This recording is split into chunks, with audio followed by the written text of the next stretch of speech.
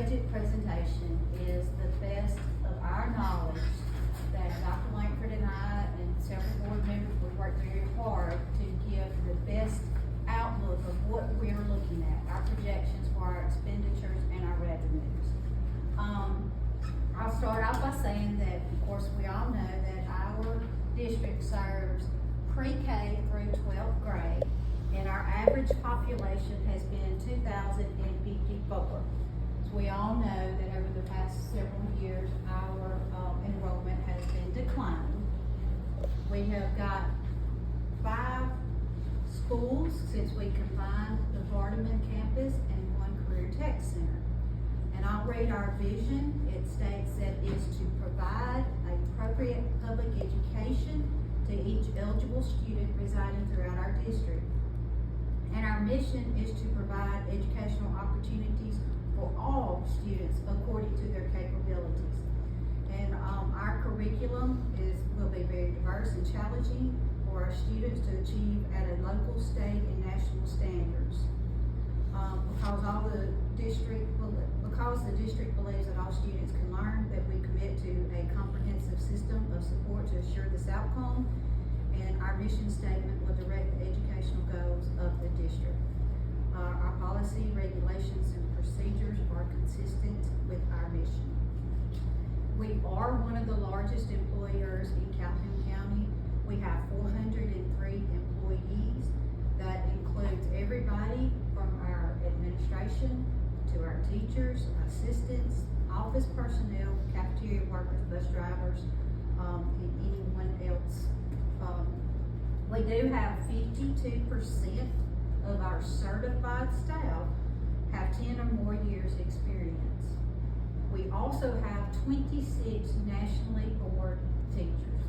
We have some national board nurses, speech pathologists, and of course our classroom teachers and counselors.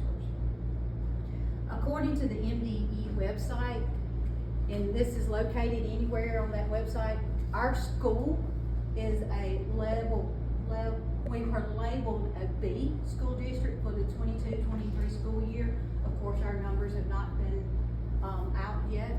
As you can tell, we do have an ACT average of 17.6, where the state average has been a 19.5. We do have our traditional courses as well as the other opportunities for accelerated and advanced placement. We do offer dual enrollment. We have in a partnership with Northwest. Some of the other, we have foreign language, music, dramas, sociology, and agriculture. We do have one of the greatest career tech centers that they offer at Allied Health, engineering, teacher academy, a couple others, and we've added welding this year. We do also offer gifted for our students in grades 2 through 6. Following pages and the information that I'm going to give you is just a planning tool, again, that we use to measure our revenues and expenditures. And of course, our school year ends June 30th.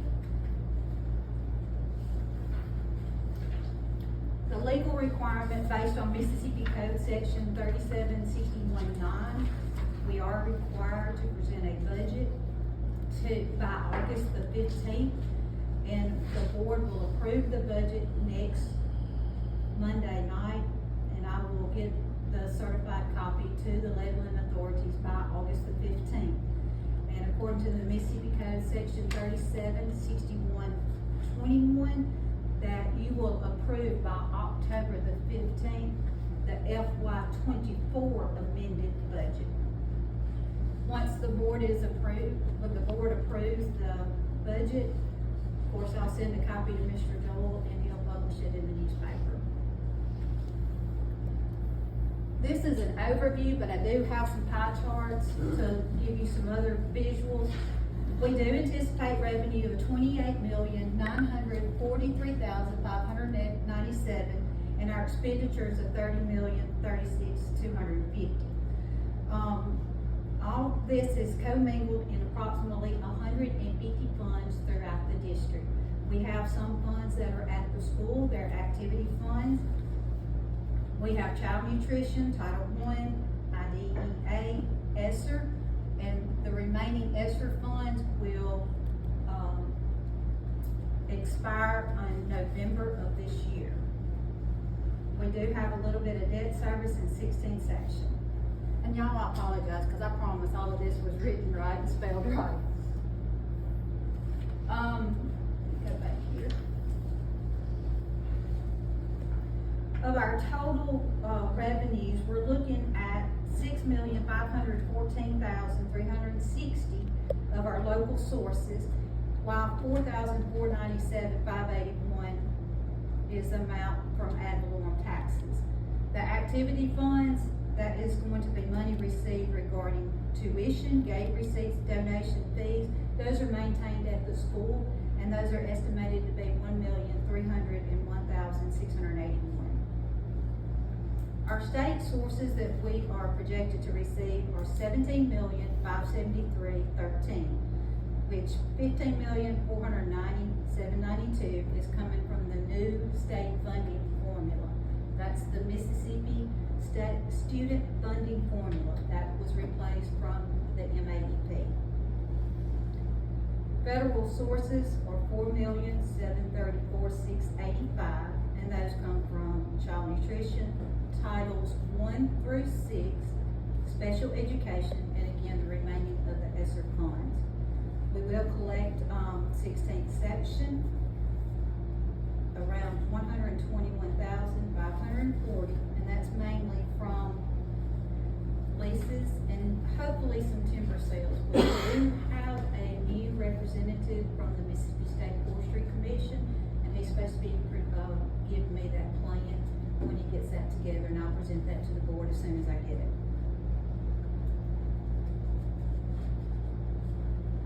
Our expenditures for salaries and employee benefits are projected at $21,533,512. And the other services are considered purchase services, insurance, maintenance, insurance like property liability insurance, repairs, telephone, travel, utilities of $4,130,000. I just wanted to put in here a copy of the different funds that we have throughout the district. These are located at the county office, and these are at the county office. These are located at the schools. Everything else is taken care of here at the district office.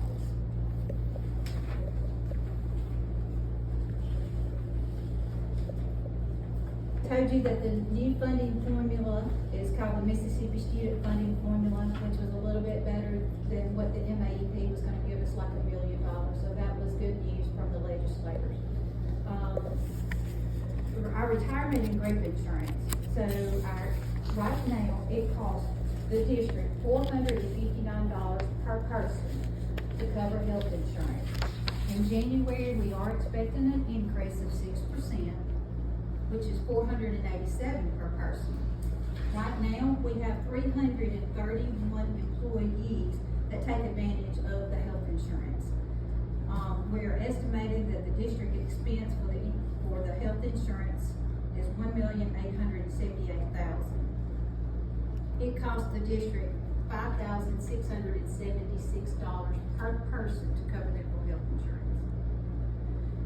As you know, our retirement is going up from 17.4% to 17.9%. And that's an estimated increase of retirement just in 1 year of $78,000. We have received word that ours is expected to go up 1% every year for the next 5 years. I don't know if that's going to stay in stone, because you know, we were supposed to go up 2.5%. So, our utilities, I have budgeted $1,226,750 for utilities. I've got it broken down for you for water, gas, electricity, telephone, and internet. Electricity, where it is more budgeted because we just don't know what we're looking at for the electric school buses. We are been told that it's supposed to reduce our fuel costs. So I did put this in this.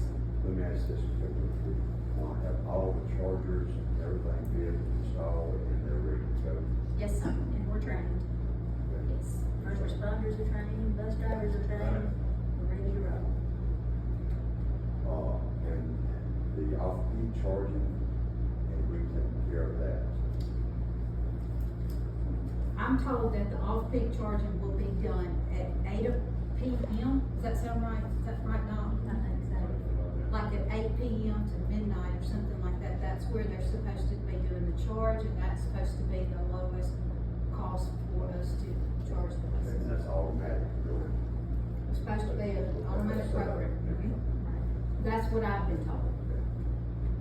And since we've got 25 chargers and 25 buses, we won't have to be sharing any chargers, so we'll keep doing everything we can to take advantage of that peak time. You have to quite a safety.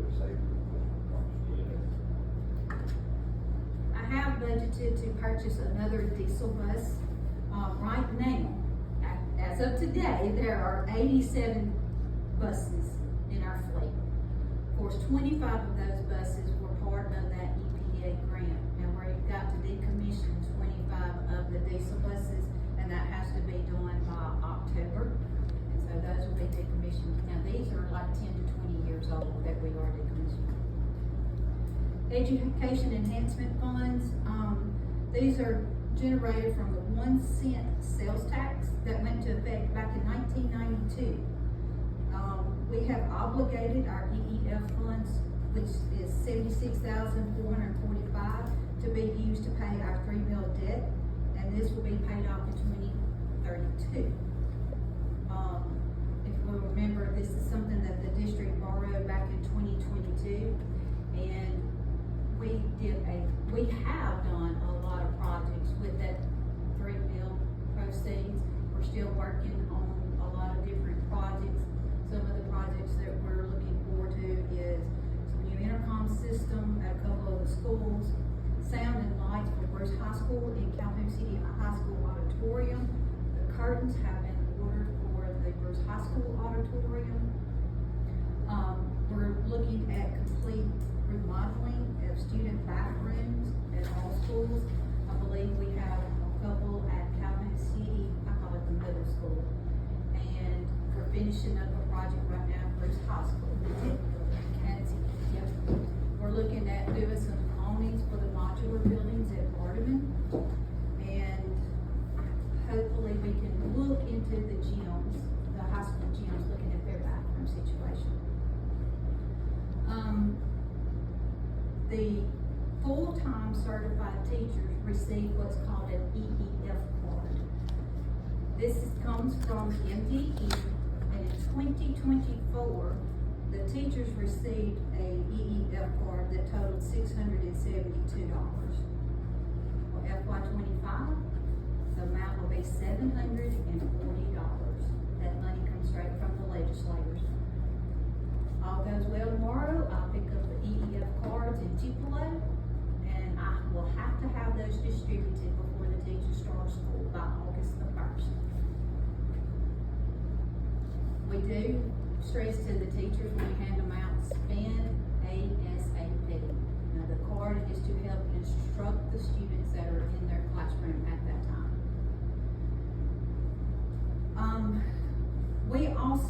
I also dedicate money to the schools for them to use, county money for them to use at each school. And it's based on $17 per student for instructional purposes, and then I also put $3 per student for library purposes. The principals also receive a budget for their supplies and travel of $1,000 each. And the schools also receive a maintenance budget, which this is what they use to do any small maintenance projects, toilet paper, paper towels, anything that they can use to maintain their grounds. Dr. Langford has been very gracious in the past that if they've had major problems heating and cooling, she's done very well in taking that out of her budget. 16th section revenue. Again, we have two different types of funds for those. You have an escrow, and that's where I am obligated to put 15% of any timber sales into that. And then we also have the 16th section interest, and I put of any timber sales into that. And this is the account that the board, they could move some money if they voted to. The millage rate. As we know, we request dollars, we do not request the mills, we don't ask the board of supervisors for the mills. Last year, well, 22-23, our mills were 44.5, and the debt service mill was at 3. In 23-24, our millage rate was 44. The debt service millage rate did not change, it stayed at 3. Again, I always keep emphasizing, we do not request dollars. We request dollars, we request mills. They set the millage rate. I put just in your package, you have what's the increase and decrease in our budgets compared to last year. The main difference I wanna point out to you is, the revenue for the federal sources. You can see our revenue is down $11 million. 2 reasons, the ARP ESSER will go away, and the EPA electric school bus grant is no longer in there. Couple of things I'm gonna point out is, we did go into a contract with the board for our SROs, and that cost us $220,000 a year. Our health insurance increase again, we talked about that. The PERS increase, we know our liability insurance increased. In 2022, when we paid our liability insurance, it was $372,000. And as you know now, it's over $600,000. And then we are obligated to that interest-free loan money that we received to renovate the auditorium at Brooks High School. I always like to try to give you a pie chart of our local sources and state sources. As you can see, our state sources are around 61%. And that's the main funding of the Mississippi Student Funding Formula. And everything else again is our local, our ad valorem, our activity funds, tuitions, donations. The federal sources, we will finish receiving a little bit of ESSER money. It's estimated about $500,000 remaining with ESSER funds. We are using, I think it's $400,000 to end of life Chromebooks. We have a reverse auction that will take place Wednesday, and hopefully by Monday you will do an approval for a vendor to do the reverse, to purchase more Chromebooks and arrays. And that's to keep up our one-on-one initiative with the students. I also give you a breakdown of function code. This is where most of our money is for expense wise. As you can see, instruction is anything that we use to instruct the students, and the support students are your maintenance, transportation, your counselors, your principals.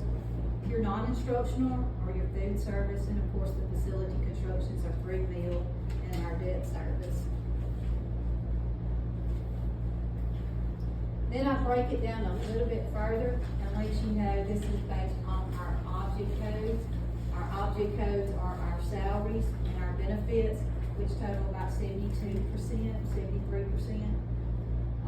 Our supplies, we purchase like 9.25% of our expenditures is for our supplies.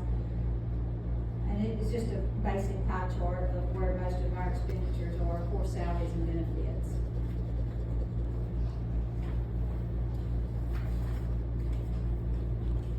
Our cash balance, this is at the end of FY24. I am still working to close the year. If this changes a lot, I'll let you know. You'll have to approve it. But right now, as of today, our district cash balance ended in $2,524,613. That was up from last year. Then we look at our fund balance, and this is if we had spent all of our expenditures. Our fund balance at the end of FY24 $3,063,943. And again, you will approve the amended FY '24, so I can have it closed out by October 15th. We talked about our student enrollment, based on MSIS, which is reports through Mississippi Department of Education. On reports 1 through 9, our average daily membership is 1,946. That's going to be everybody kindergarten through 12th grade. Now, you know, MDE did away with our average daily attendance when they started talking about our MAEP. They are not using average daily attendance with the Mississippi School Funding Formula. And that is, but the average 1 through 9, or months 1 through 9, was 1,820 students was our average daily attendance. So, come back to that one time, Joe. You said this reallocation of this 4 month will be paid on 1820 amount, is what you're saying? My understanding, they're not doing average daily attendance, So right? what's- That's right. So why is it 1820? I thought we were getting, our average daily attendance was. You've got we got our membership, Right. and then you have the attendance. I got you. The membership is everybody that was enrolled. Right. That's what we're being paid on now. Yes. Yeah. Yes. I'd like to give you a historical comparison of the assessed value in our millage rate. As you can tell, in 23-24, the assessed value was $108,780,000. Operating mills and our debt service mills, the tax assessor office has to fill out a form and it goes to MDE. This is the form that I get from Mississippi Department of Education that's reported again from the taxing authorities. Our operating mills, you can see that one year we went from 42 mills to 44.5, but our debt service stayed the same. For 23-24, our millage rate went down 0.5 mil. I don't know, and I've been in contact with Ms. Pointer, and we've been working very closely about getting the correct figure of her estimation of the value of a school district mill.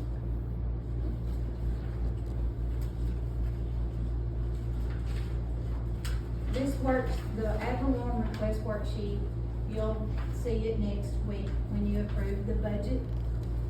This is the amount of money that we have collected from ad valorem, it's $4,041,000. We have to estimate what we're going to get for the month of August and September.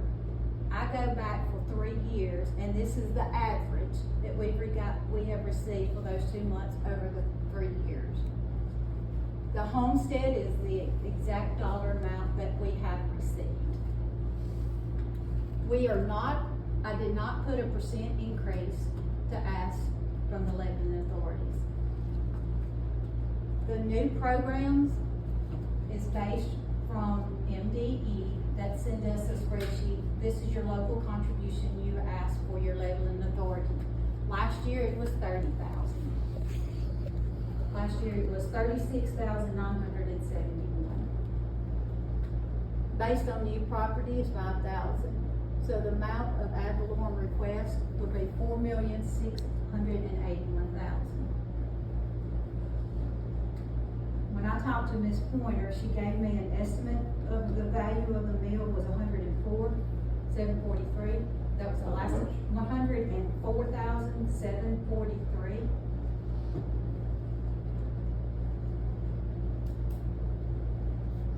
So if that stands correct, which she won't have those exact figures till October. So if that stands, it looks like we're gonna be a little bit less than 43 mills. But again, we do not request the mills.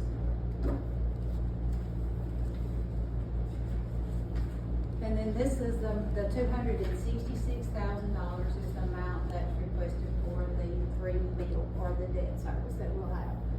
And then you also have in your packet a copy of the combined budget that will be published in the newspaper. This was a very hard and stressful budget, but I think between Dr. Langford and board and we did the best we could. We're very proud of this budget. We worked very hard to make sure our children, receive the best that they can get.